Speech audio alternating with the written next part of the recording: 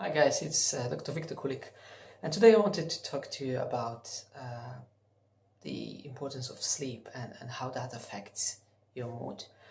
A lot of patients come to see me and asking for a prescription for something that will help them with the sleep, but when we talked about it, then often I find that there's a lot of things that they could be doing before starting the medication to actually help them improve and sleep much better. So how much sleep do you actually need?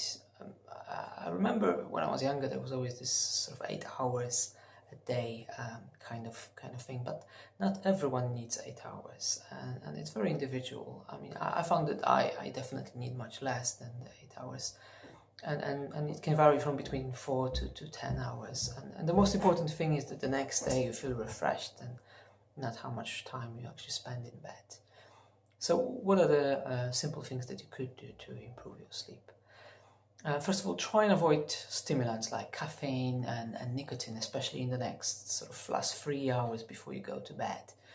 And alcohol, even though alcohol helps to get off to sleep sometimes, and people find it's relaxing them, it actually reduces the quality of the sleep. It reduces how much time you spend in the REM phase of sleep, so it's not helpful in that way, because that sleep that you're getting is not as refreshed.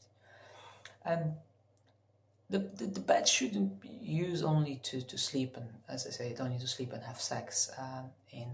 And a lot of people tend to watch TV or even just Google stuff on the screen, watch things on the iPads, and what we find is that any artificial light, any sort of backlit devices cause your sleep to be more difficult, and that's because especially blue light causes your brain to produce less melatonin, and that's a hormone that's really important in the waking and sleep cycle.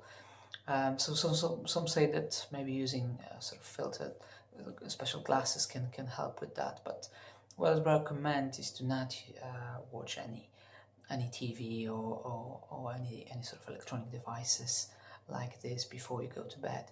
Things like Kindle,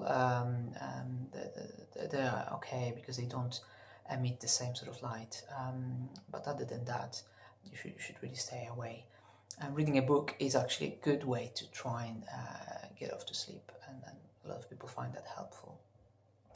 And to sleep better during the night, you should try and avoid having naps during the day, just because then you don't feel as tired. And it's probably better to, if you're struggling with your sleep, to try and stick to a regular routine where you'd go to bed at the same time and then wake up at the same time, even at the weekends. The more regular you are with that, the better your body adjusts to it. And the things like your bedroom, that should really be as comfortable as possible. It should be quiet and it should be dark, and the temperature shouldn't be too warm. It should be a little bit colder than the sort of day temperature, and that's where our body finds the sleep the most refreshing and the best. And some people find that regular exercise, not immediately before going to bed, but perhaps in the evening, that can definitely help them get off to sleep. If you feel physically tired, then obviously your mind will follow. And in terms of food, perhaps eating some carbohydrates towards the evening, especially if you're following a low carb diet, can help.